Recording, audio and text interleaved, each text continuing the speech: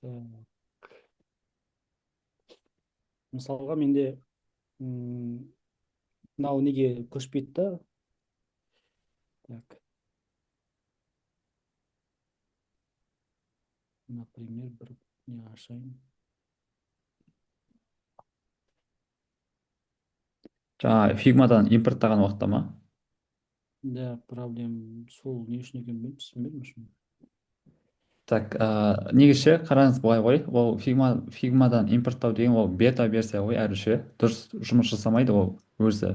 Тилдадан да тилда мен фигма әрі дұрыс интеграция болмаған. Сол себепті қате болады міндетті түрде бәрінде ше. Мынау ютубтан да басқа жерден де көрсеңіз бәрібір қателер болады, қайтадан істеп шығатын моменттер бар да. И қазір енді оның орнына былай жасасақ болады да. Мен қазір демонстрация көрсетіп көрейін, иә? Сіз қазір өшіре тұрасыз ба, қалай болады?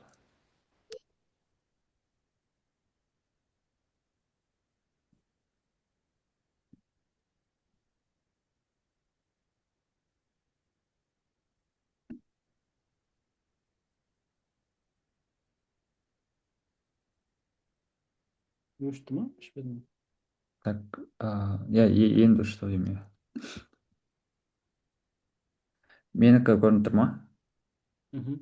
Иә, мысалға қараңыз, сіз мысалы фигмада мынадай бір дизайн жасадыңыз, мысалы ше бір дизайн жасадыңыз, енді осыны қайтадан тилдада сіңіре отырып жасағыңыз келмейді, иә. Бірден осы жақтан импорттап тилдаға апара салғыңыз келеді. Енді біз не істейміз бұл кезде? Бұл кезде мысалы осы сайтты аламыз, осы сайтты просто фото етіп жүктесек болады да ана тилдаға ше, фото етіп жүктейміз қазір мысалы Мгм. жүктеп көрейік. Мына жақта файлдар өте көп. Просто мынадай ой, фото етіп жүктегеннен кейін мына кнопканың орнына жаңағы тилдадағы кнопканы қоя саламыз да. Мына көрінбейтіндей етіп. Мысалы мен жүктедім, мына жаққа барып көрейін. Солай дұрыс дейсіз ба, типа? Тез дейсіз ба? Солай тез болады, иә. Өйткені бәрі солай жасап жүр да. Фигмадан тилдаға апаратындар ше. Ал импорттап өйтіп жасап атпайды. Импорттағанда әрбір элементі импортталады. Ал ол тилдада енді басқаша жұмыс жасайды. Фигмада басқаша жұмыс жасайды да. Әрқашан сай келе бермейді да әрқайсысы. М, түсіндім. Сиясат түсіндім ғой. Иә. Былайдан мысалы фотоны әкелеміз. Просто сосын мынаны үлкейтіп қоя саламыз ғой. Қаншамен жүктеген дұрыс? Ал Неден фигмадан жүктеген кезде қандай качествомен жүктеген дұрыс деймін ба? 1x, 2x, 3x деген сияқты. так. Мысалы қарайсыз ғой өзіңіз баста қандай немен пиксельмен алып тұрсыз. Мысалы қазір менде 1700 деп тұр да, енді мынаны инстаға сәйкес етіп жасаған 1700 деп істеп тұрмын. Енді осыны мен қазір 1,5-мен көшіріп тұрмын, 1,5-мен көшіріп тұрмын. И қарасаңыз бойынша ну норм сияқты менің ойымша ше, мынау норм сияқты. Ал егер именно конкретно бір элементтер сай келмей тұрса, именно мына кнопканы бөлек жүктеп алсаңыз болады да, кнопканы бөлек үлкендеу размерде жүктеп алсаңыз болады. Былай ғой мен айтайын деген, егер бәрі окей болып тұрса, тек қана бір ғана кнопканың жаңағы качествосы нашар болып тұрса, енді сіз бәрін үлкейтпей ақ тек кнопканың бөлек алып соның размерін көбейтіп не істесеңіз болады да, мына жақтан ше, соны жүктесеңіз болады. Так, М, түсінікті ма осы жерге дейін? мгм. Иә, мысалы енді былай алып тұрсыз да, міне бізде мысалы мынадай тилданы әкелдік. Енді мына жақтан тилдадағы баттын дегенді қоямыз да, мынаның түстерін просто өшіріп тастай саламыз. Иә, ол жағын білемін Иә, проблема. иә. Уже солай болады бұл жағы. Все, все понятно. Э, Так, сосын тағы қандай сұрақ бар дедіңіз? анау мысалға не бар ғой? Так, фигмада проблема артта фонды алып тастау ғой. И цветтерді өзгерту, оны қайда жасаған дұрыс? А, Өзіңіз қайда жасайсыз? так, так. Жаңағы фонды алып тастау, иә? Бір элементтегі бір фонды алып тастау. Алып тастау, потом кейбір цветтерді ауыстырғың келеді, мысалы басқаша. Так, Камерада ондай функция бар да. так. қараңызшы, сізде қазір мынаны басыңызшы, фигмадан мынау көрініп тұр ма, мен басқаным? Менде не шықпайды, кажется. Ай шықпайды. Шықпай ма ондай? А, Қазір. так, қазір онда мына жақтан. Ай деген я менде шықпайды. Так, окей, қазір 1 минут онда.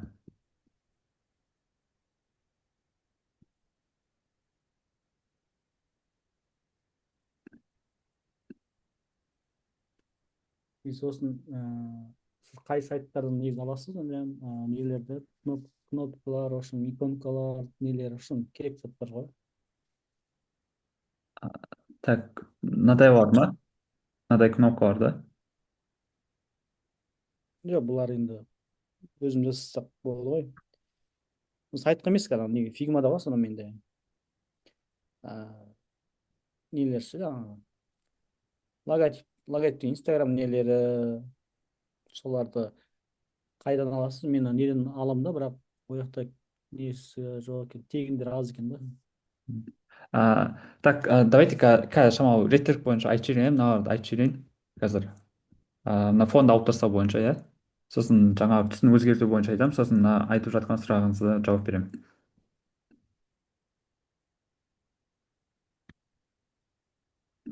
Так, дауысым шығып тұр ғой, Иә, естіп тұр. иә?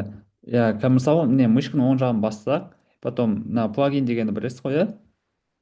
И осы жақтан жаңағы менедж плагин дегенге барып, мына icon 8 деген нені білетін бе едіңіз? Icon 8 там background remover деген бар. Осының үстінен бастып remove background деп бассаңыз, мынаның фонын алып тастау керек.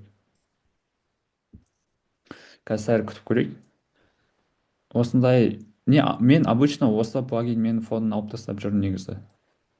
И бұл по-моему бітіп қалмайды. Мен баяғыда 750 каталогы бар интернет магазин жасаған. Сол кезде осыны пайдаланып шықтым да. И бәрінің фонын алып тастады. Міне, көрдіңіз да, примерно алынып тасталып тұр, иә? Так, қазір не істеп алайын, жазып алайын қазір 1 минут. Иә. Запись жіберемін ғой тағы да. Icon 8 ба? Иә, icon 8, иә.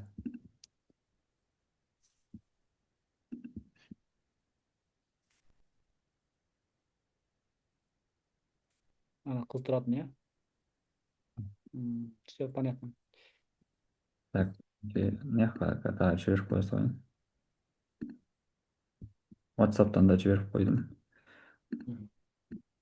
Так, сосын енді келесі нәрсе, мысалы қазір WhatsApp. Мысалы осы жерде кейбір нәрселердің светін ауыстыра аламыз ба? Так, иә. Қазір мысалы міне мына нәрсенің ба? Әлде қалай, именно мына машинаның деген сияқты мысалы. Сол любой заттың, мысалы анау канвада бар да, любой заттың үстіне қоссаң, үстіндегі светтер шығады, соны кейбіреуін ауыстыра аласың да. Иә. Мысалы бірдей свет қоя аласың деген сияқты. Мысалы қараңызшы, мынау бар, иә. Міне мынадай бір нені пайдаландық. Жоқ, болмаса міне былайынан істейікші. Мына машинаның алдында копировать вставить еттім. Енді мына үстіндегі машинаны таңдап тұрамын да. Енді бұл жоқ болса да артында машина бар. Осыны таңдап тұрамын да, мына image деген жаққа барамын, мына жаққа барамын. И потом мына жерден мына solid деген бар. И осы именно машинаның размеріне сай да. Енді былайда мен мысалы қызыл түсті таңдаймын. И қараңыз, қызыл түсті таңдаймын да, мына жақта не бар? Blend mode деген бар. Осын басам да, былайынан таңдап көремін әртүрлі варианттармен. Қайсысы келеді деген сәт ше. Кішкене өзгерту екен, иә. Мында енді қатты дұрыс деп айта алмаймын. Енді мына жерде мына машина қиын болып тұр да. Сіз именно осындай элементтерді айтып отырсыз ба, әлде мынандай PNG элементтерді айтып отырсыз ба? Екеуі де ғой негізі. Иә. Мысалы мына PNG элементтер бойынша енді оңай. Мынаны қараңыз, PNG элемент. Бұны тоже плагин дегенге барамыз. Потом мында color overlay деген бар. Мынаны басамыз. Мынаны басқаннан кейін мына жерде шығады түсіңіз дайын болса, мына жерге жаңа түстің кодын әкеліп қоя саласыз. Болмаса мынаны басасыз да, былайынан әкелесіз. мынаны әкелесіз, сосын као райз деген бар. Міне мынадай қызыл түске М, алмасып кетті. ол PNG болу керек, иә? PNG болған дұрыс, иә. Өйткені мынау полный алмастырып жібереді да мына түсін ше. Тема, тема. Так. Мгм. Осылай болады. Енді мына машина түсі бойынша енді бұл енді қиындау енді мына жағы ше. Мына искусственный интеллектпен ба жасау керек шығар скорее. Так, түсінікті ма бұл бойынша? Әлде тағы сұрақ Иә, бар ма? аха, түсінікті. Окей. Так, келесі сұрақ. Келесі анау 3D элементтер ғой. Қолданатын жалпы жаңағы суреттер, мысалы иконкалар, мысалы не ғой, көбінде мысалы жаңағы бәрі бірдей болу керек та. И олар Стилистикасы бірдей демалайынса, болады. Иә. түстері бірдей болған дұрыс, аналар бірдей болған дұрыс деген сияқты. Сол сіз қай сайттан аласыз, қай сайттан алған дұрыс. Егер подписка жасау болса, қай сайтта подписка жасаған дұрыс. Иә, менде негізі рекрафтпен жасаймын. Рекрафтты білетін бе едіңіз? Рекратты көрдім ау деймін осы. Менде бар ма? Бұл жерде не істейтін еді рекратта? Сол жаңа 3D элементтер біраз нәрсе жасауға болады. Иллюстрация, анау мынау деген сияқты.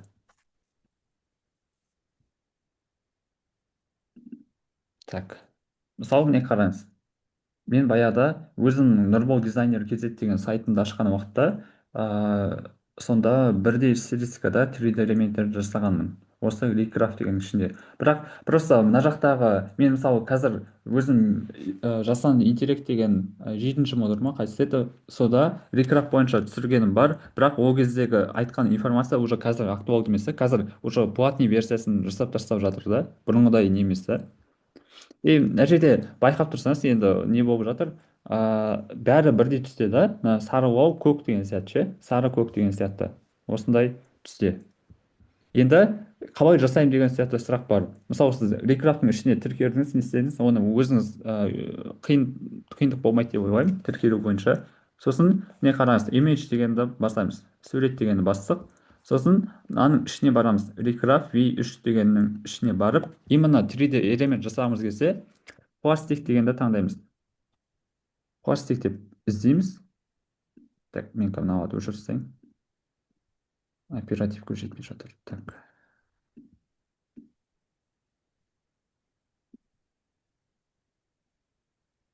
Бұны мысалы көргенмін, иә, Иә, иә. есімде. Не пластик деп, осы жақтан жасаймыз ғой жаңа 3D элементтерді ше, жаңа не қойып, мысалы қандай car in that cow деген сияқты, мысалы қызыл түстегі машина деген сияқты.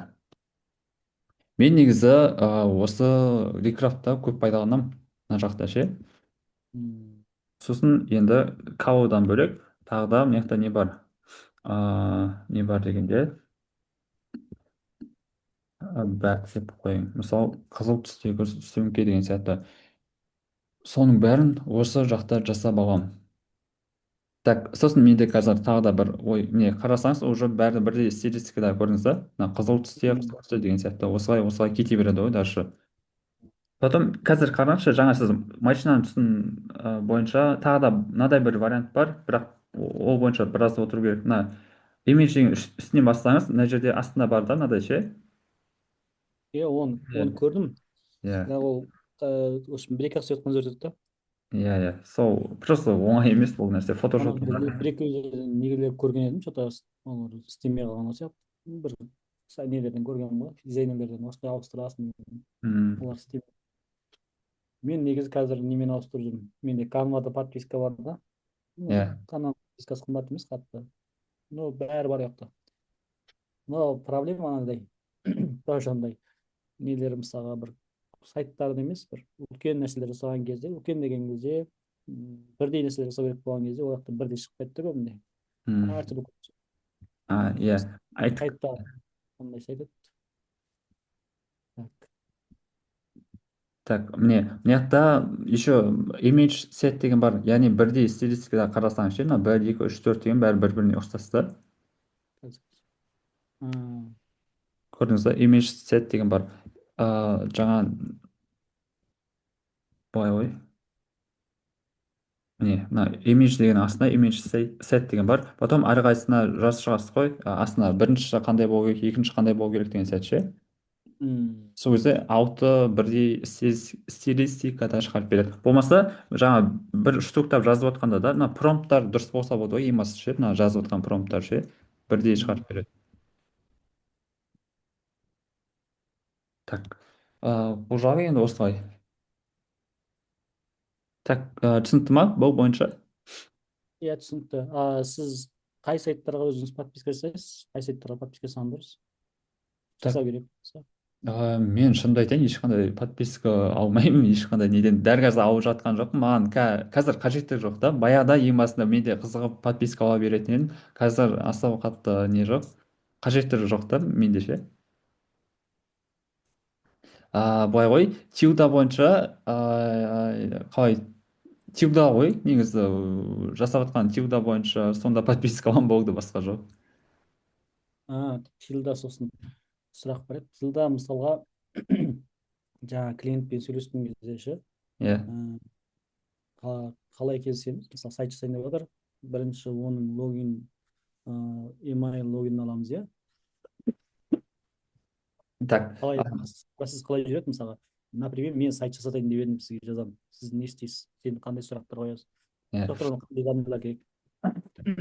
Так, былай ғой, баста менің тактикам былай. Жалпы мен клиент айтады да маған ше, клиент қызығады, сайт жасауға қызығып жүреді маған ше, жасатайын ба жасатпайын ба деген сияқты бір қызығып жүреді. Сосын мен тұрамын да айтамын, ол клиенттің немен айналысатынын бір боламын, қандай саламен айналысатынын бір боламын да. Сосын егер мүмкіндік болса, барынша сол клиенттің тематикасына қатысты алғашқы беттің, сайттың алғашқы бетін тегін жасап көрсетемін. Болмаса басқа Behance-тан басқа дизайнердің жұмыстарын алып, міне мынадай сайт қалап отырсыз ба, мынадай сайт болған қалайсыз ба деген сияқты мысалдарды көрсетемін.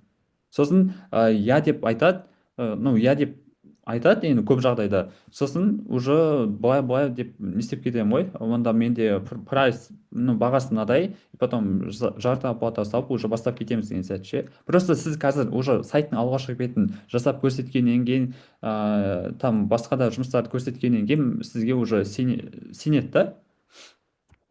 Солай болады ол жағы. Сосын Анау, енді аха, ау,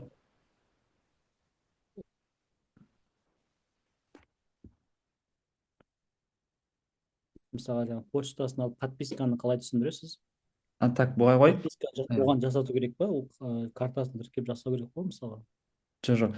Былай ғой, жалпы клиенттер бізге ақша төлегеннен кейін не істеу керек та, біз олардың мазасын алмауға тырысу керекпіз да барынша ше. Енді бізге ақша төлеп отыр ғой, клиент уже бәрі, мен ақша төледім, болды, маған сайтты дайын етіп жасап береді деп ойлайды да көп жағдайда. Ал оны там почтаң қандай, анау мынау деп айтып жатса, просто ол жағы не болып кетеді, андай, ой, мынау да қоймады ғой деген сияқты ше, мына өзім ақ жасай салатын едім деген сияқты әртүрлі клиенттер болады. Сол себепті мен почтаны просто Mail.ru бар емес пе, сол жақтан аша саламын. Сол жақтан бесконечно аша беруге болады бір номерден, по-моему. Сол жақтан бір почтаны аша саламын да, не істеймін, дегенде жаңағы тилдаға тіркелемін. Және тилдаға тіркелетін кезде мен қазір көрсетемін. Демонстрация көрініп тұр ғой, иә? Көрініп тұр. Иә.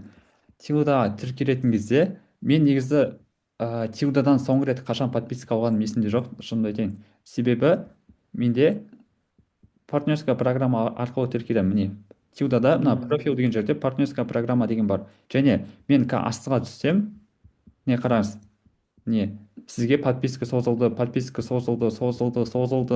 кете береді. Клиенттер созып берген уже маған біраз жыл бойы ше. И мына жақтағы нені не істеймін, көшіріп аламын да, новыйдан вкладка ашып, жаңағы осы сілтемені қойып бірден регистрация дегенді басып, жаңа өзім ашқан почтамен не істеймін, тіркеймін да, тіркелемін. Сосын клиентке айта саламын ғой, мына подписка мынадай сайттың подпискасы, сайттың хостинг үшін төленетін нәрсе ғой бұл ше. Сосын былай айтасыз ғой, сайтта негізі бір ай подписка бір ай подписка 4,5 мың теңге тұрады, бірақ мен бонусный системаны білемін. Сіз бір айға 4,5 мың теңге төлеп 2 ай 2 апта қолдана аласыз деп айтасыз ғой. Және қараңыз, сіз жаңадан тіркелген уақытта 2 апталық бесплатный нұсқа бар емес па, иә? Соны Иә. бірінші активация жасап аласыз. Соны бірінші активация жасайсыз. Ал егер оны активация жасамай бірден подписка алатын болсаңыз, ол 2 апта жоқ болып кетеді да. Ал көрдіңіз ба, 2 апта жоқ болып кетеді, сосын ол 2 апта кем жұмыс жасайтын болып қалады да, яғни ше. Так, былай ғой, Так, иә, 2 апта дегенді алсаңыз, просто сіз 2 апта жұмыс жасайсыз, плюс тағы подписка алсаңыз, тағы бір айдың подпискасы қосылады, сосын бонусная система ретінде тағы да бір ай қосылады. Сол кезде 2 ай және 2 апта доступ болады ғой тилдаға ше. так түсінгенім қалай? Мысалға, жаңағы партнерский программаның подписка жасайтын болса клиент, Иә. клиентке жаңағы поддержка жасағаны үшін өзі 2 аптасы 1 аптасы бар, иә? Ол 2 апта бар, иә? Дұрыс па? Жоқ, жоқ, былай ғой, жоқ, ол тилда бәріне береді, тіркелген адамдардың бәріне 2 аптаның нұсқаны береді Иә, да. 2 апта бар, Иә. сосын жаңағы подписка үшін 1 ай емес, бұл қалай 2 болып кетті? Жоқ, сіз и так бір айдікін төлеп тұрсыз ғой, сол бір айдікін төлегені үшін тағы да үстіне бір ай қосып береді ғой. Дай. Иә, не 4,5 мың теңге подписка алған жағдайда сіз и так бір айдың подпискасын алып тұрсыз. Сосын сөйтіп партнерская программамен тіркелгенде тағы да бір ай қосып береді. А, оған қосып бере ме, сізге қосып бере ме? Сізге қосып бере ме? Екеуіне де, сізге де клиентке де. А, Мынау сілтеме сол үшін ғой, жаңа анау кім арқылы тіркелгенін біледі да, ана сілтеме арқылы ше. м. Мына профилда Получается, сіз өзіңіз почта ашасыз, иә? мен обычно я өзім ашып бере саламын, ол қатты 1-2 минуттық жұмыс қой ол. М. А, былай или сұраған дұрыс па? Поштасын деген сияқты. Былай ғой, мен ана үлкен компаниялар бар емес пе, иә, үлкен компаниялар, кәдімгі завод деген сияқты ше, солардың почтасын сұраймын мен ше, олардың үлкен, ой өйткені там ол жақта бәрі таза болу керек, юридически анау мынау деген сияқты ше, сондай сұраймын. Ал егер қарапайым деген инфобизнестегі болмаса там ондай қатты үлкен командасына 100 адам жұмыс жасамайтын болса, там просто өзім ақ не істеп беремін да, тез тез аяқтап беремін жұмыстарын. М. Может, сұрап алу керек, иә? Қанша уақытқа керек деген сияқты ше. Ау. Например, қанша уақытқа керек деген сияқты сұрап алу керек шығар да, мысалы. Бір вебинарға керек болатын болса, оған подписка ашамын деген да. Подписка дегенде қараңыз, вебинар дегенде сіз тилдадан иә 2 апталық нұсқамен үлгеретін болсаңыздар тоже окей. Просто ал егер ол 2 апталықта да бітіп қалған жағдайда уже там форма заявки деген нәрселер кейбіреулер жұмыс жасамай қалады да. Оны түсіндім. Иә, Сол үшін уақыт сұрап алған дұрыс, иә, получается. иә, иә. Егер 1-2 ай тұрақты жұмыс істеп тұрады дейтін болса, жаңағы лидингтер болса, мысалы 1 апталық, 2 апталық болады ғой үшін. Иә, иә, қараңызшы, жалпы мен біраз адамдармен жұмыс жасадым, там 4,5 мың теңге деген, ну окей деп көбісі не істейді, ну я дей салады да, там көп ақша емес қой енді там. Оны сіз бөлек айтасыз ба, или не істейсіз ба? Жоқ, Қосып айтасыз ба? жоқ, негізі не істеймін, бөлек айтамын, бөлек айтамын. Там менің услугам бөлек, одан басқа жаңа сайт пен неге доменге бөлек аласыз деген сияқты айтамын ғой. М. Жаңағы 4,5 теңге төлесе, оған домен береді, иә, автоматты түрде, или басқа ма? Жоқ, жоқ, домен ол басқа жерден алады. Мысалы, Анау атауға иә, ол домен деген. иә, сайттың атауына ғой, мысалы менде нұрбол дизайнер kz деген атау. Түсіндім. Мысалы былай көрейік. Қазір домендер осы соңғы 3-4 айда 2 есе қымбаттап кетті. Баяғыда бір жылға 4,5 мың теңге еді, қазір 8 мың ба 9 мың теңгедей болып кетті. Так, хостел kz болмаса пс kz-ден аламын да. Менде де енді пс kz-де көп. Подписка бар, кажется. Ау, Менде хостер kz-де подписка бар. хостел kz-де ол подписка не үшін? Бізде анау не бар ғой, не еді, Бізде курс болған ғой. Курс иә. әлі де бар ғой енді. Соған не алғанбыз, подписка алғанбыз. М, Так, окей, иә. Мысалы міне қараңыз, мынадай не 8820 теңге. Потом бұл бір жылға дегендер кәдімгідей астын тұрып айтасыз ғой, ай сайын емес, там бір жылға деген ше. Е, оны көрдім. Аха. Иә. Так, осылай жүзеге асады. Так, Негізі оны мысалға қалай бағалаған дұрыс, қанша жасайды деген сияқты ше. өзіңіздің жасайын деп жатқан сайтыңызды ма? Иә. Иә, жалпы былай ғой, ең басында енді сіз дәл қазір мысалы бір сайт керді дейік, оны мысалы қаншаға сатқыңыз келеді, мысалы өзіңіз ойыңызда тұрған кез келген соманы айта салыңыз. М, м.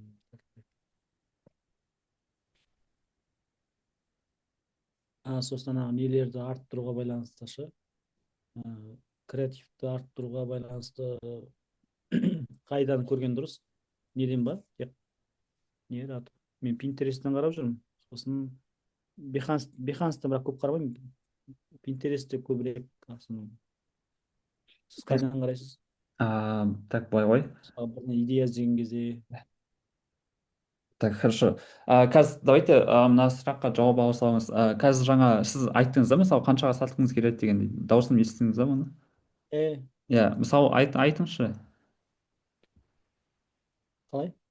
Мысалы, иә, жаңа сіз айттыңыз да, қандай баға қойған дұрыс деп ше, өз услугаңа.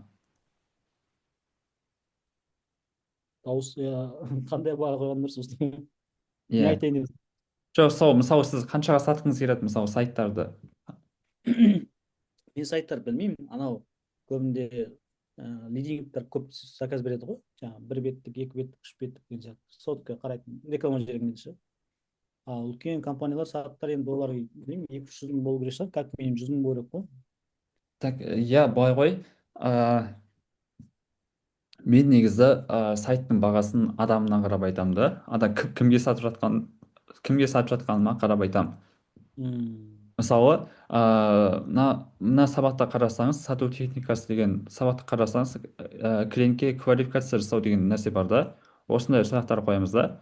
Мысалы қазір жасау қаншалықты актуалды сайтты ше, мысалы қазір жасау керек болса, ол мысалы көп сома бере салуға дайын болуы мүмкін қазір ше, ал жоқ, там 2-3 айда бұйырса алдағы уақытта жасап қоямын ғой деп жатса, онда дайын емес та ондай көп сома беруге. Сосын сайттан қандай нәтиже алғысы келеді, мысалы ол әшейін андай не ретінде ма, имидж ретінде ма, әлде там кәдімгі заявка алып там продажасын көтеру мақсатында ма сайтты ше. Сосын оны жасататын аудитория қандай, мысалы B2B ма, B2C ма деген сияқты ше.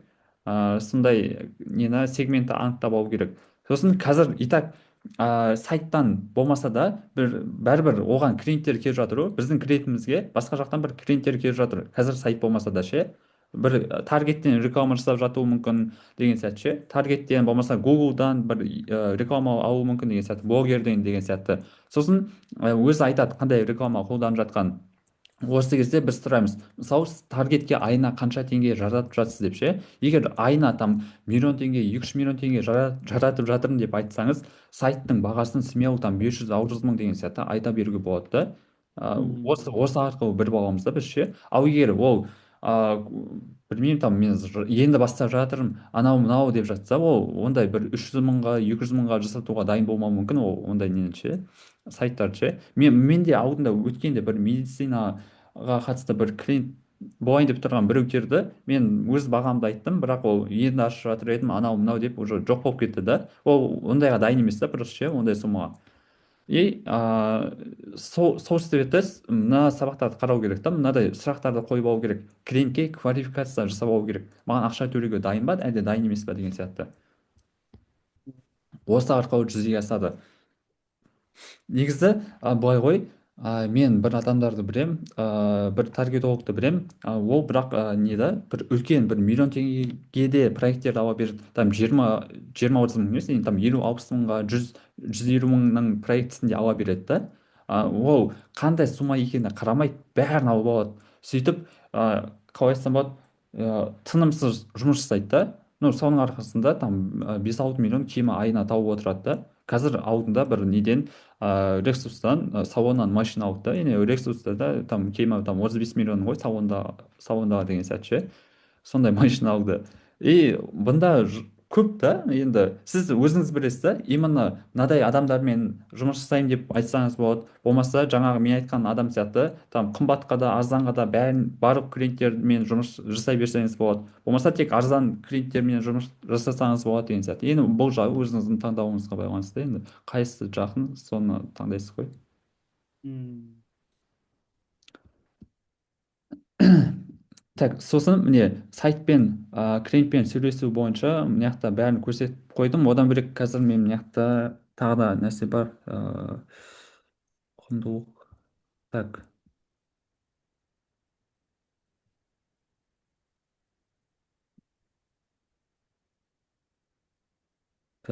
так. Сату бойынша міне. Сату бойынша мыналарды қазір сізге жіберіп қоя салайын.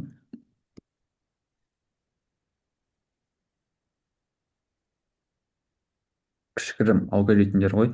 Осыларды не істесеңіз болады. Так, бұл бойынша түсінікті ма? Тағы сұрақтар бар ма? Ау? түсіндім. Иә, окей. Сосын мен кеше ютубтан не алғам дегенде мына жақта сіз иә потом кіргенсіз ау деймін иә. Мынау ватсаптағы мына төбедегі жіберген көрінбейді иә. Жоқ, көрмеді. Так, мынаны жіберіп қоя салайын. Кеше сіздің айтып жатқан нәрсеңіз енді былай ғой, насмотренность бойынша арттыру иә, насмотренностьті арттыру. Аха. Иә. Потом английский мынадай сайттар да бар да. И осы жақтағы мына сайттар бар. И потом одан бөлек қайсысы еді? Референс іздеу бойынша сабақты көрдіңіз ба сіз?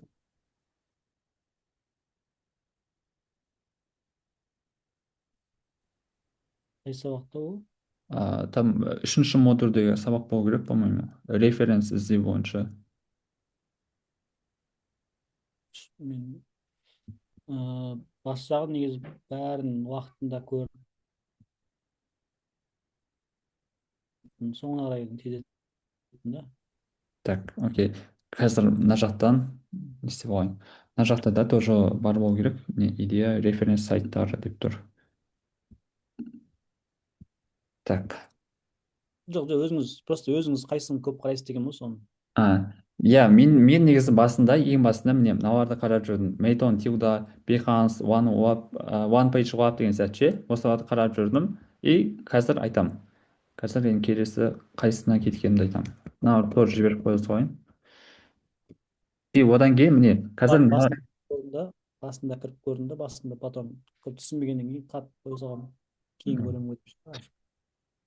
иә, мен басында иә, басында мен просто кәдімгі тилдамен жұмыс жасап жүргендіктен мына тилданың сайттарына қарап жүрдім. Енді бұл жақта тилдада болғандықтан оңай болды да, маған түсінікті да қалай жасалатын деген сияқты ше. Мына жақта былай ғой, әшейін қарап жүрдім, былай қарап жүрдім.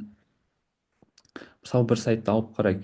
Потом енді бір сайтты алып қарасақ, бұнда бір сайтта там жүздеген элемент бар емес па? Сол маған жүздеген элементтің бәрі пайдалы болмаса да, бір сайттағы бір 2-3 элемент пайдалы болуы мүмкін. Соны аламын да өзіме там келесіде сайт жасап жатқан уақытта, алдында ана сайтта мынаны көрдім ғой деп есіме түсіремін, просто ше, есіме түсіріп солай жұмыс жасап кетемін.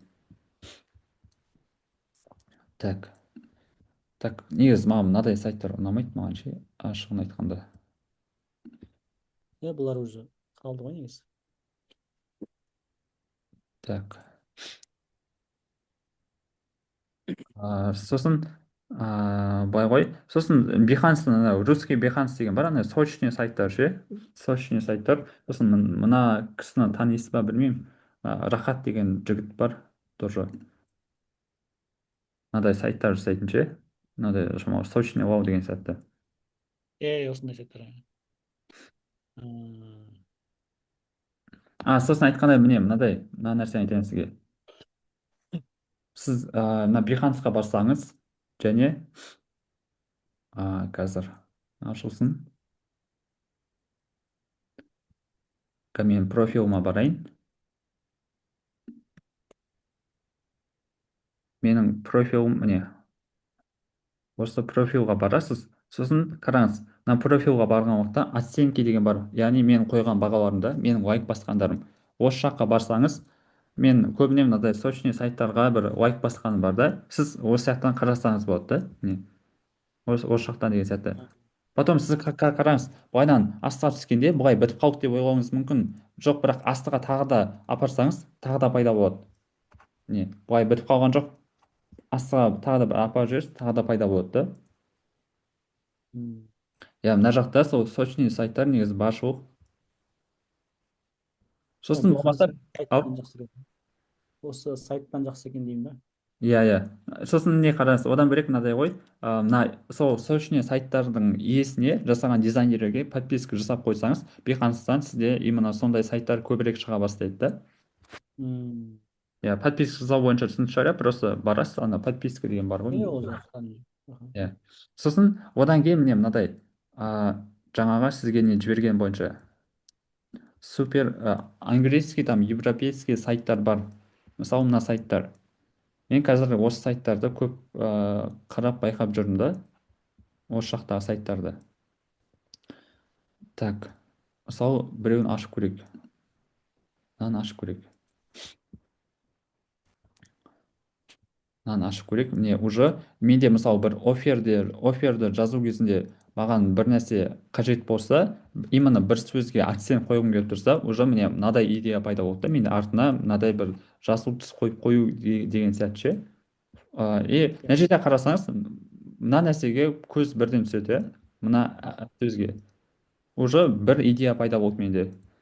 Сосын одан бөлек мынадай мен описанияның қасына мысалы мынадай нәрсе қоюымыз мүмкінбіз да. Мысалы қалай айтсам болады, біз математикадан білім беру орталығына сайт жасап жатырмыз деп ойлайық, иә. Сол кезде біздің сайтымызда андай social proofs деген бар емес пе. Біздің қалай біздің орталықта мысалы Асхат Аймағамбетов сабақ береді деген сияқты ше, болмаса өз бағасын берген деген сияқты нәрсені жазып қойсақ болады, және қасына мынадай бір суреттерін қойып деген сияқты ше, сондай social proof жасап қойсақ болады. Уже менде мына сайтты қарау кезінде екінші идея пайда болды да, мынадай адамдарды қойып қою деген сияқты ше. Бір атақты адам болса, сол атақты адамды сайттың алғашқы бетіне қойып қою деген сияқты тағы екінші идея пайда болды. Солай ғой негізі. Мынау астыға түсіп кете береміз ары қарай. Сосын мына жерде қарасаңыз, бізде обычно қалай? Бізде обычно қазір көрсетемін. Как көрсетіп жіберейін. Бізде сайттағы мына көбісі ұқсас та, мынадай ше, артықшылықтар сайттағы бір болмаса жұмыс этаптары деген нәрсе болатын болса, жұмыс этаптары деген сияқты нәрсе болатын болса, бәрі бірдей размерде тұруы мүмкін да мына жерде ше. Бірдей, мынаның бәрін қарасақ бәрі бірдей. И сіз қараңыз, сіз бірінші сайтқа осылай жасап бересіз, окей, екінші сайтқа, үшінші сайтқа жасап бересіз, бірақ өзіңіз ары қарай бір өзгеше етіп жасағыңыз келеді да. Бұндай блоктарды ше, жұмыс этаптары деген сияқты блоктарды өзгеше етіп жасағыңыз келеді. Және сол кезде осындай сайттарды қарап отырсаңыз, міне уже мынау басқаша да, мынау басқаша. Мынау мысалы екі карточканың орнын алып тұр, келесі мынадай деген сияқты ғой, қарасаңыз ше. Мынау өзгеше. Уже менде тағы да бір мына сайтты қарау кезінде үшінші идея пайда болды. Келесіде мен осылай жасаймын деген сияқты ше. Мынаны қарап отырсаңыз, келесіде мынадай обычно мынадай емес, осылай жасап қоямын деген сияқты. Солай идея пайда болады менде негізі. Менде солай. М. Так, осылай негізі. Мына жақта жаңа сайттың сілтемелерін жібердім, мен ашып қарай бересіз ғой өзіңіз. Неге фигма бойынша идеяларға? Фигма бойынша деген қалай сынды? Мысалға обложкалардың дизайны деген сияқты, соларға қалай? Обложка, жаңа баннердің ба? Иә. Так, баннер бойынша міне тоже жаңа Behance-тан қараймын ғой онша. Behance-тан не бар ғой? Так, мына жақтан қарасаңыз, міне баннер деген бар. Қазір міне. баннер деген бар. Астыға түссек, міне мында баннерлер бар да, әр дизайнердің жасаған баннерлер бар. Осыларға қарап жасаймын негізі. Не? М. Мысалы лофтан суреттерді ше, качествосын суреттерді қайдан алады негізі? Қай суреттерді мысалы? Например, жаңағы ракетада адам отыр ғой, мысалы біріншісінде. Так, Сол сапалы суреттерді қайдан алады деген ғой. так, Қай сайттан алады? мынаған қарасам, мынау негізі искусственный интеллект сияқты. Искусственный интеллект сияқты мынау ше түрі. М. Жалпы Да. сапалы суреттер деген. Негізі, иә, жалпы сапалы суреттерді фрипиктан аламын мен көбінесе. Қандай фрифит? Фрипик, Иә. иә. Мына жақта 4000-да, 3000-да пиксель деген сияқты сондай үлкен размерда. Сосын былай ғой. Мысалы фрипикта сізде подписка болмауы мүмкін да. Мысалы Мгм. қарайық. Teacher деп жазып көре салайық. Мұғалім деген сияқты. Потом бізде не? Мына ұнап тұр, бірақ бізге подпискасыз керек та. Мгм. Ал енді осыны былайынан біз көшіріп алсақ, сізде MacBook ба? Иә. Иә. Так, мынаны білесіз ба? Мышканың оң жағынан бастап программный код деген бар. Сізде бар ма? Мгм. Мгм. Иә, осы жақтан image деген басамыз. Потом мынаның несін тауып аламыз, былайынша айтқанда міне мына қыз ба, осыны көшіріп аламыз. Болады. Да. Что? Жоқ, бірақ көшіріп аламыз, қараңыз, қызық бұнда емес, қызық мұнда қазір айтамын. Міне мында қарасаңыз, міне мынада водяной знак бар, мынада жоқ. Бар, жоқ. Көріп тұрсыз ба? Мгм. Көрсетемін.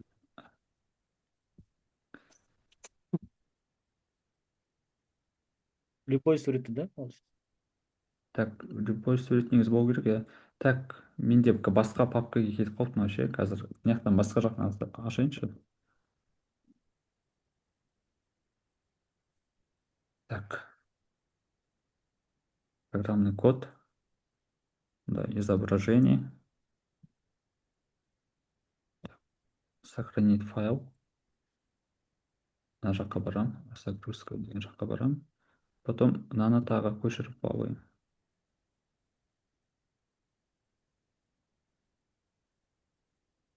Так, мында қарасақ, бірақ не да, андай фотоның несі аздау болып тұр. Окей, аздау болып тұр, бірақ image scale деген нелерді ашсақ, бізде мынадай I love деген неде бар. Осы жақтан просто екі үш сервисті қолданып, сол арқылы несін көбейтемін ғой мен ше. Сапасы ма? Сапасын көбейтемін.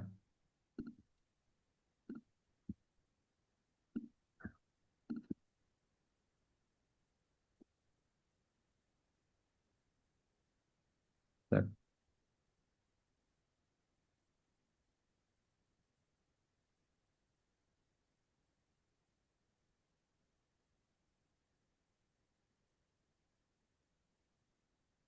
былай кетті.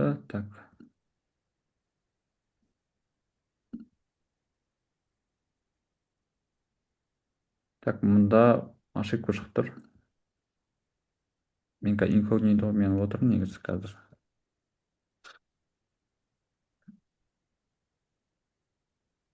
Повысить качество фото. Мысалы.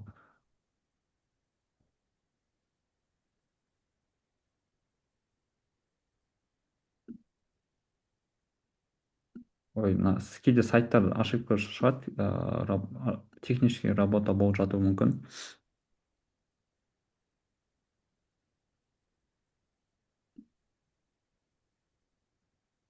Так, менде былай ғой, сосын менде фигмада, негізі мен фигмада қолданамын, сіздерде жоқ болып тұр да, просто енді фигмада ше. Мысалы, қараңыз. Так, не дейді мынау?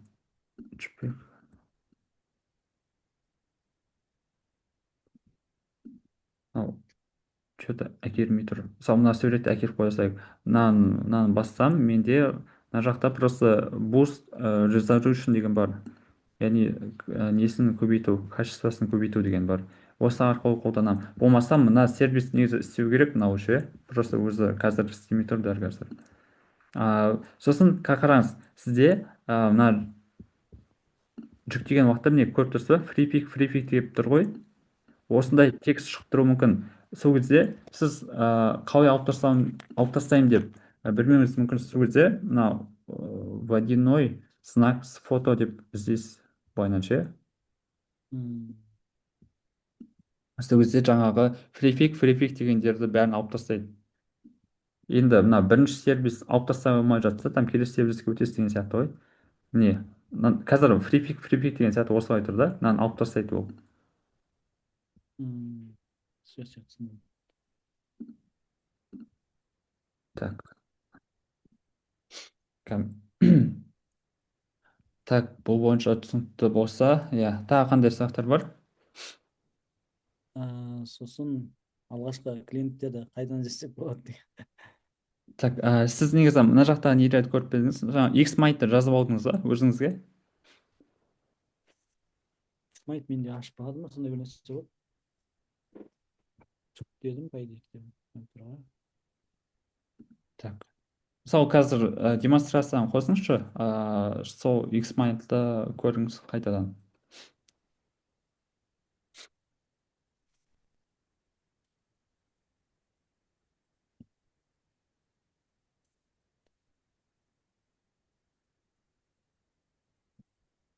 Так, сөйлеп жатсам дауыс шықпай қалды ғой деймін. Қазір білмейді.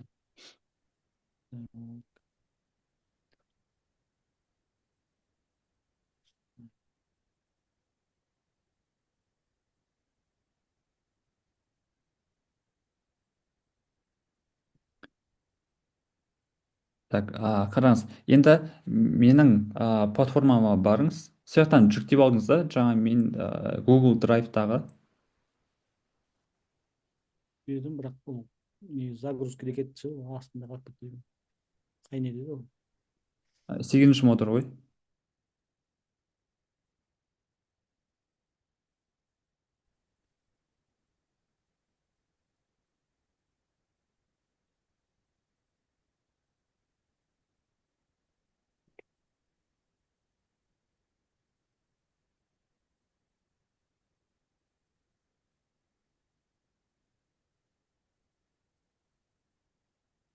Жоқ, ол емес. Былай ғой, ана бірден мынау тұр ғой. Қазір, иә. Жоқ, ана мына жақтан түсіріп жібере салайыншы. Сіз ашып тұрыңызшы жаңа нені, Google Drive-ты.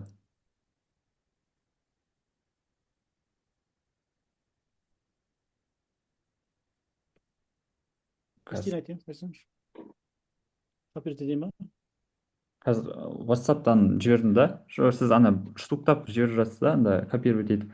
Ана үш нүктенің қасында тұр ғой, төбесінде ше, ана сол жағында үш нүктенің. Төбедегі. Мына WhatsApp-тан жібердім да.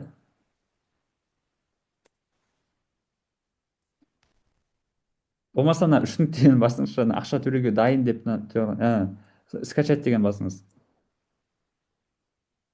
Сіз осылай жүктеп алдыңыз да?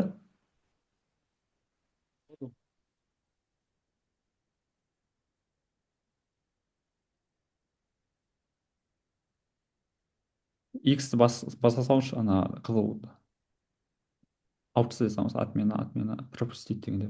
Енді иә, не істеңіз, осылай ашып көріп пе едіңіз? Ашпадым бұны. А, иә. Так, осыны мен де короче сабақта шыққан кезде сол осы сабақ Иә. ашпадым. Бұл, иә, Осы осының сабағы жоқ, өзі жоқ негізі, иә, мен жоқ деп ойладым. так, пока жоқ, иә, негізі осылай сөйлесіп А, не қыламыз ғой енді. мен Бұл, ойладым то, что ұмытып кеттім, потом айтамын дедім да. жоқ, мынау, потом бұл бірінші сабақ бойынша тағы осындайдың тағы да екі несі бар, осындай Xmind бар да, жаңа мен сізге көрсетіп жатқан ше, квалификация дегендер сіздерде бар платформада бәрінде ше. Мгм. И осы жақта мен клиент табу бойынша әртүрлі варианттарды айттым да. Тегін көмек көрсету, өзіңе таргет жіберу, там болмаса өзіңе таныс іздеу, коллаборация жасау деген сияқты ше, әртүрлі ше. Мгм. негізі иә осы салада там біртіндеп жасап не істей берсеңіз болады. Сосын мен одан да бөлек мына курсқа қатысқан адамдарға тағы да бір чек лист сияқты нәрсені дайындап жатырмын да. Яғни мынадай нәрсені жасасаң там точно клиент табасың деген сияқты ше. Соларды да болашақта беретін боламын сіздерге. М, Мұнда паятатын жасап қойдым. Потом бұдан бөлек жаңа айттым ғой тағы да екі не бар деп, екі Xmind бар. Соларда да тоже клиент табу бойынша там сарафанный радио бойынша көптеген нәрсе бар да, ақпараттар. м. Ә, жоқ, мысалға мен сұрайын деген, основном клиент қай жақтан келеді, мен мысалға таргет жүрген дұрыс па, или там видео рилстер салған дұрыс па. Мысалға біреулер салып жатыр да, енді көп қой енді жолдар, мысалы тик токқа шығу, анаған шығып мынаған шығып, таныстарға шығып, статустарға қоюға болады, достарыңа айтуға болады деген сияқты ше. Иә, иә. М, бірақ сізге мысалға енді основном қай жақтан келеді, үш төрт канал қай жақтан келеді, таргеттен келетін болса, мен таргетке дайындалайын основном деген сияқты ше. Так, иә, қараңыз, менде былай ғой, негізі басында мен басында былай болды менде. Жаңағы нені қарасаңыз 750 мың деген сияқты бір дизайн жасау спецте не бар, актуальный сторис бар. Мен ең басында енді баяғыда ғой мына 100 отказ деген нәрсе болды ғой баяғы 2019-да 2020-да сондай бір хит болып жүрді да. Сосын мен күніне там біраз адамға жаза бердім да, 50 60 70 100 адамға жаза бердім, сайт жасап беремін деген сияқты ше. Өзі менде просто ешқандай курс болған жоқ, не болған жоқ, бірақ шамалы өтірік екі үш портфолио бар еді да менде ше. Сөйтіп жаза бердім, ең алғашқы клиентімді солай таптым. Бірақ енді бұл вариантпен жасасаңыз окей, бірақ бұдан да күшті варианттар бар, мысалы таргет жіберу деген сияқты. Бірақ таргет жібергенде былай ғой, таргет жібергенде клиенттер жалпы сізге заказ бермес бұрын сіздің екі нәрсеңізге қарайды да: сіздің тәжірибеңізге, сіздің опытыңызға және сіздің жауапкершілігіңізге.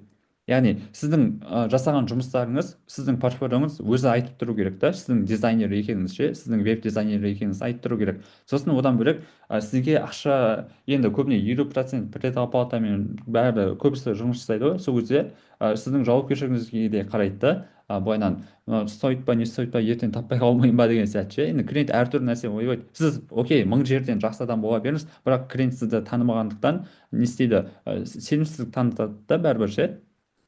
Сол үшін жаңағы ең басында клиенттерге мен негізі бір оқушыма айттым былайынан ше: тегін көмек көрсет, сен одан видео отызып ал, сосын ары қарай келесі клиенттеріңді не істей бер деп ше.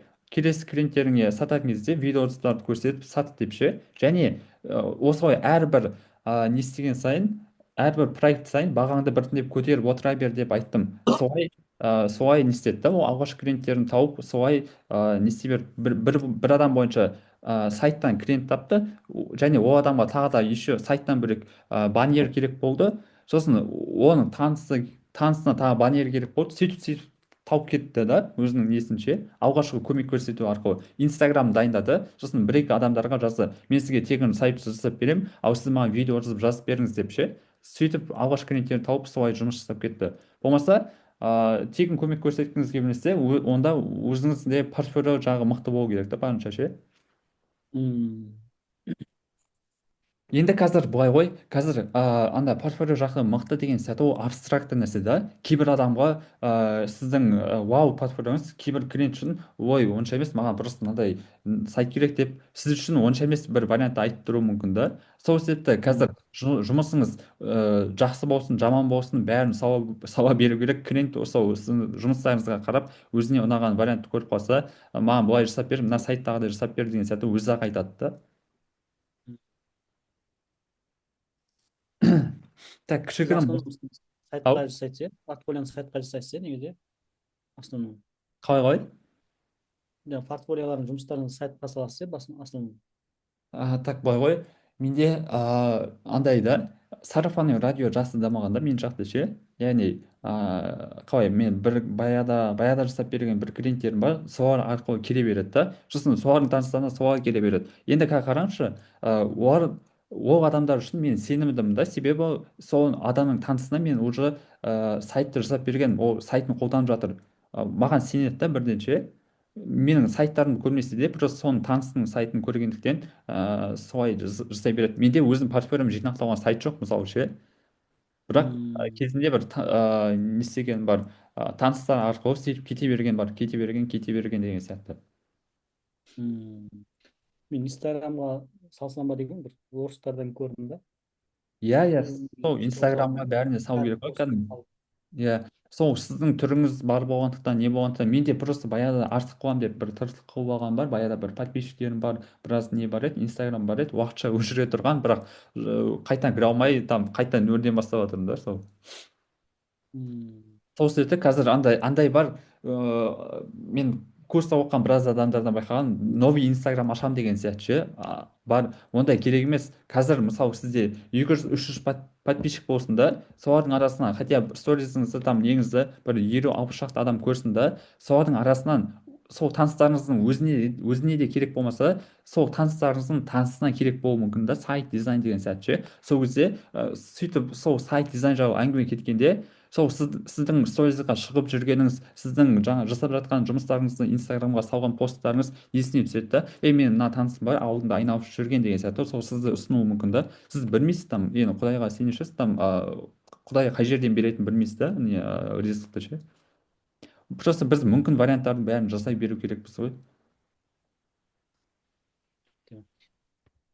так, түсіндім жалпы. Так, сұрағым негізі бітті ше. Сұрақтардың бәрін қойып болған сияқтымын. Просто жасау керек қазір. Иә, там иә андай не керек емес, бір белгілі бір там бір деңгейге жетіп алайын сосын барып не қыламын деген сияқты ше. Ол сіздің ойыңызша да ол ше.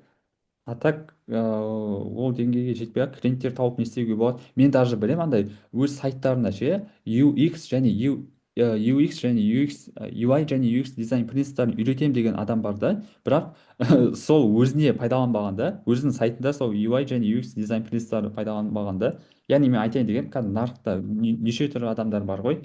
Андай өзі онша емес болса да, бірақ адамдарға дизайн жасауды үйретіп жүр деген сияқты. Мысалы мына қазір көрсетейінші мен, демонстрацияны өшіре тұрсаңыз, мен қазір өзімдікімен бір көрсетіп жіберейін.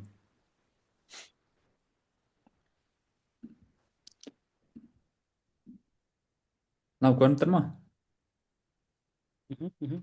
Иә, сізде қазір мынадай нәрсе болуы мүмкін да, міне мына жерге жеткен уақытта сосын барып ана инстаграмға шығып сайт жасайтынын көрсетемін деген сияқты просто басқа дизайнерде ой болуы мүмкін. А так, ал сіз бұл уақытқа жетемін дегенше сізде әртүрлі выгорание анау мынау болуы мүмкін, ой тасташы мынау клиент келмей кетті ғой деген сияқты. Ал сізде сіздің клиенттеріңіз қалайтын нәрсе тек мына жері ғана болуы мүмкін да, мына жері ғана болуы мүмкін, мына жері ғана болуы мүмкін.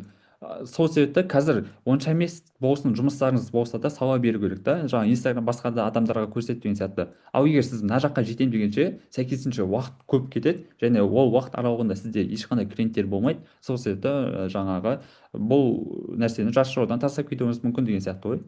Осындай бір не бар да, схема. Так, түсінікті ма? Аха. Так, жақсы, Нұрбол мырза, рахмет. Түсіндім, от души. Так, окей. Иә, там басқа да сұрақтарыңыз негізі жиналып қалыпты ғой, сол айтсаңыз, не қылсаңыз осылай шығып түсіндіріп беремін ғой, проблема жоқ. Так, Ана сабақтарға қанша уақыт тастық болады негізі ондай бесконечно доступ қой. Пока доступ бар, подпискасын ай сайын төлеп отырмын. Подписка тұра береді негізі, бірақ білмеймін енді. Пока ондай не жоқ. Ақшасын төлеп не істеп қойыңыздар, доступ тұра береді. еді? Біз анау сабақты, короче, қайтадан кейде қарау керек болады да. Иә, Ұмытып иә, қаласың деген сияқты. иә, сол. Бір ай, ровно бір айда бітірдім ғой сабақтардың бәрін ше. Иә, сол сіз не ау деймін, там четко жүрген адамдардың бірісі ау деймін, өйткені көбісі уже әрі сабақты ашып қарамағандар да бар да. Мен бір адамдарды білемін, осылай зумға шықтық, не қылдық, бірақ қойып жатқан сұрақтардың бәрі курста тұр да, курста тұр да, қойып жатқан сұрақтардың бәрі курста тұр. Сосын мен сұрадым, там курсты ашып көрдіңіз ба дегенде, иә там бірінші сабақты көрдім деген сияқты ше. А так курста бір сабақ емес қой, жүздеген сабақ бар ғой, онда ше. М. Так. Я негізі курс толыққанды түсіндірілген. Жақсы тема. Иә, енді 1,5 жыл 2 жыл бойы там кеткен уақыт қой. Там енді осы салада белгілі бір деңгейде жеткен адам деген сияқты былай ғой. Сосын курстан енді одан бөлек мысалы сізде сұрақтар пайда болды, осылай зумға шықтық, енді пайдалы болған шығар деп ойлаймын бүгінгі сабақ, бүгінгі зум. Сол арқылы сұрақтарыңызға жауап алдыңыз. Енді тағы да келесі болашақта тағы проблема болып жатса, не сұрақтар болып жатса осылай шығып тұрамыз ғой. Все, рахмет. Иә, так, осымен болды ғой, иә, аяқтай берсек болады ма? Иә, рахмет, бітті. Аха. Иә, бұйырса иә записін жіберіп қоямын ғой там жүктеп жүргеннен кейін. Аха.